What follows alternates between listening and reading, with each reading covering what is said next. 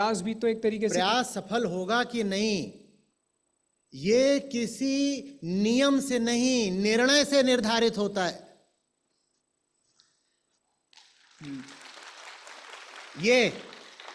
ये कितना ऊंचा जाएगा, ये न्यूटन का नियम तय करता है जी। ये नियम से, क्योंकि ये क्या है, जड़। पर तुम कितने ऊंचे जाओगे ये कोई नियम नहीं तय कर सकता, ये तुम्हारा निर्णय है। कोई तुम्हें आकर के, इसको मैंने धक्का दिया, इसको मैंने नीचे से धक्का दिया, एक इनिशियल वेलोसिटी, तो इसको नियम का पालन करना पड़ेगा। जितनी जोर से इसको फेंकूंगा उस अनुसार इसको ऊपर जाना पड़ेगा। पर मैं तुमको धक्का दूं तो कोई नियम नहीं है कि तुम ऊपर चले ही जाओगे, वो तुम्हारा निर्णय होगा। धक्का तो मैंने इतनी जोर से दिया अभी 1.5 घंटे तक, तो क्या उससे सबकी चेतना ऊपर उठी जाएगी? वो निर्णय की बात है, तुम्हारा फैसला है। जड़ और चेतन में अंतर होता है। ये क्या है? जड़, तुम चेतन हो। चेतना सार्वभौम होती है, उसके लिए कोई और आकर फैसले नहीं कर सकता।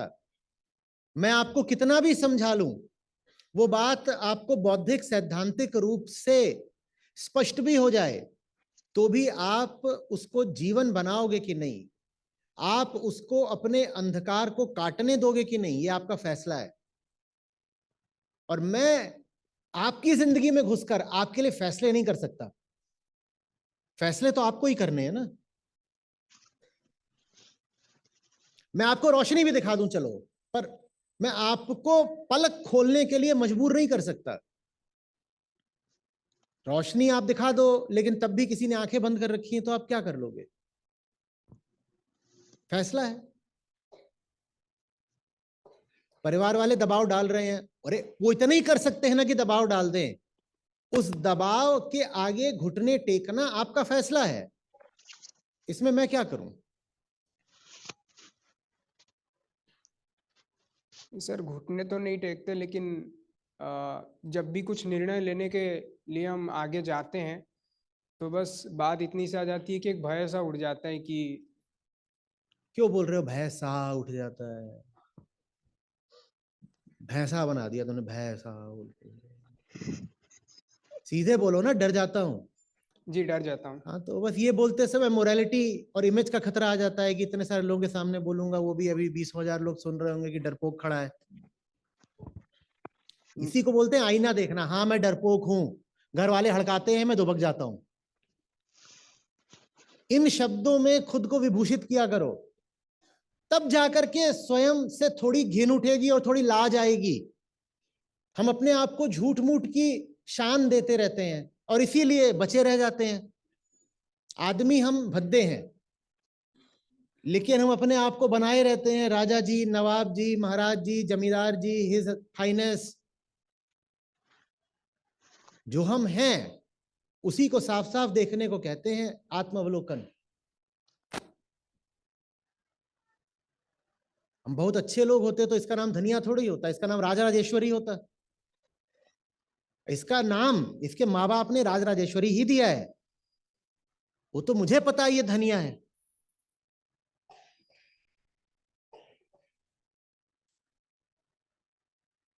झुन्नू का नाम जानते हो? कागजी रिकॉर्डों में क्या है?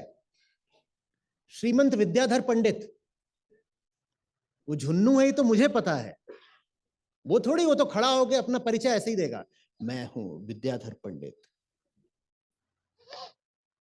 आईना देखने का मतलब है कि विद्याधर पंडित ने आईना देखा और दिखाई कौन दिया? झुन्नू। तब जाकर के ये हटता है। झुन्नू को विद्याधर ही बोलते रहोगे तो कभी नहीं हटेगा।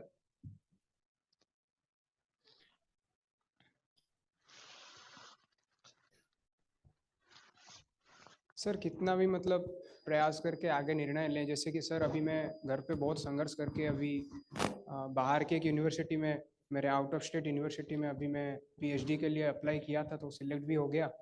लेकिन बस बात इतनी सी है कि भय ऐसा लगता है कि इसके बाद क्या होगा, कैसा होगा। तो भैंसा फिर से आ गया, देखा।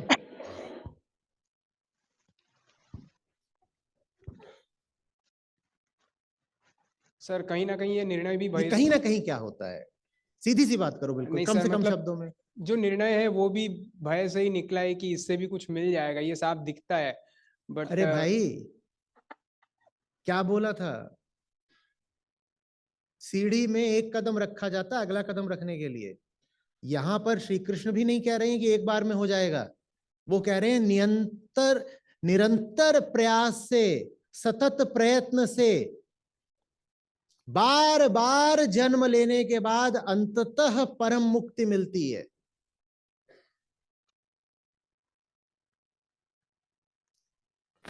एक जगह है, वो एक स्तर की है, वहां से निकलो, उससे ऊंचे स्तर की जगह पर जाओ, और फिर वहां भी टिक मत जाओ, उससे भी ऊंचे स्तर की जगह पर जाओ।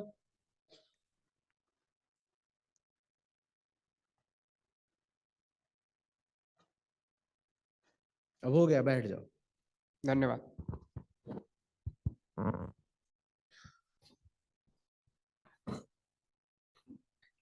आचार्य जी प्रणाम जी। क्या ये जो सवाल पूछ रहा हूँ मैं, ये मेरा अहम का बढ़ावा देता है? कुछ भी हो सकता है, नियत की बात है।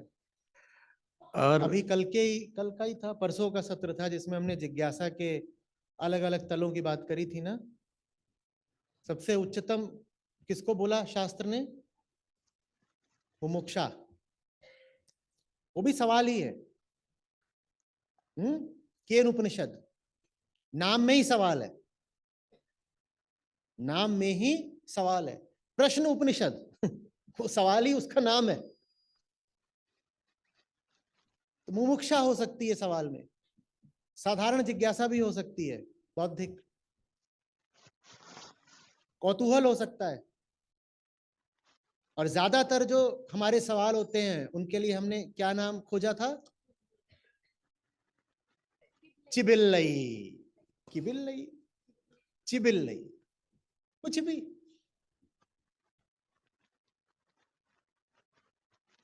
ये तो नियत की बात है। प्रश्न भी कर्म है ना, कर्म के पीछे कर्ता कौन है आप जानो। लेकिन ये पक्का है कि एक से दिखने वाले चार कर्मों के पीछे चार अलग अलग कर्ता हो सकते हैं। मुमुक्षा भी हो सकती है और चिबिल्लई भी हो सकती है। एक ही प्रश्न के पीछे चार अलग अलग केंद्र हो सकते हैं। आचार्य जी, ये जो श्लोक में केंद्र बिंदु जो हुए है, वो जी? प्रयास और प्रयत्न में फर्क क्या है? प्रयास प्रयत्न में कुछ नहीं, हमारे लिए एक ही बात। एक ही है। तो यत जो शब्द है, जो धातु है, वो वहीं से आती है जहां से यज्ञ आता है। तो ये एक प्रक्रिया है आचार्य जी। हाँ, तो प्रक्रिया है लगातार, जब तक जी रहे हो तब तक उठना होगा। प्रक्रिया है। प्रक्रिया है। तो ये प्रक्रिया को प्रखर करने के लिए ये अभी हमारा संवाद हुआ। तो इसको हम, ये तो चला गया, समय चला गया, तो इसको हम कैसे, how to hold and it? कुछ होल्ड नहीं करना है, होल्ड करने की कोई जरूरत नहीं है। अगर जो हो रहा था ठीक उस समय आपने बिल्कुल सही नियत से सुन लिया, तो आगे क्या होना है अब वो नियत तय करेगी ना। धन्यवाद।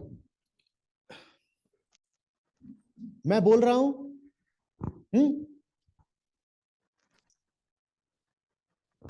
बोलने के कारण सुनने वाला, पहले जिसने जो सुनना शुरू कर रहा है वो ये, इसी से बोल रहा हूं, ये सुन रहा है,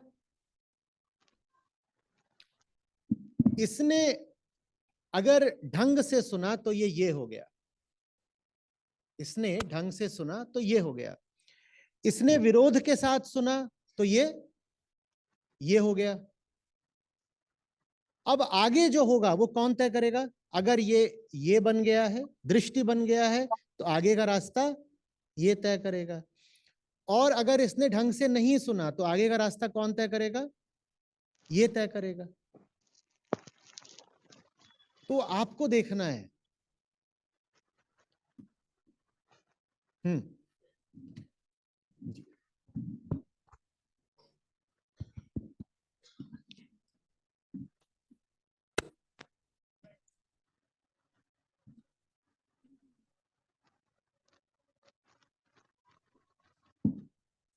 प्रणाम आचार्य जी, मैं प्रिया मिश्र बात कर रही हूँ। आचार्य जी, मेरा एक क्वेश्चन है। आप बोले कि हम जितने बार पास से अटैच होते हैं तो फ्यूचर में हम उतने ही परेशान होते हैं, बट जब हम हमारे जो ढर्रा है, मान्यता है, हमने जो पहले किए थे, तो उसको तो बिना देखे तो हम प्रेजेंट में भी जी नहीं सकते। तो बिना पास से, बिना देखे हुए हम कैसे जिएंगे? और तो देखने से कौन मना कर रहा है? देखना है। देखने का मतलब ढूंढना थोड़ी होता है। देखने का ही तो मतलब ढोने से रिहाई होता है ना। मैं अपने सर पर ये रख के चल रहा हूं, और फिर मैंने क्या करा? क्या देख लिया? दर्पण देख लिया। तो देखने का क्या मतलब होगा? और गर्दन में दर्द हो रहा था, पीठ में दर्द हो रहा था, सर पे क्या रख के चल रहा था? बोझ। देख लिया। देखने का क्या मतलब होगा?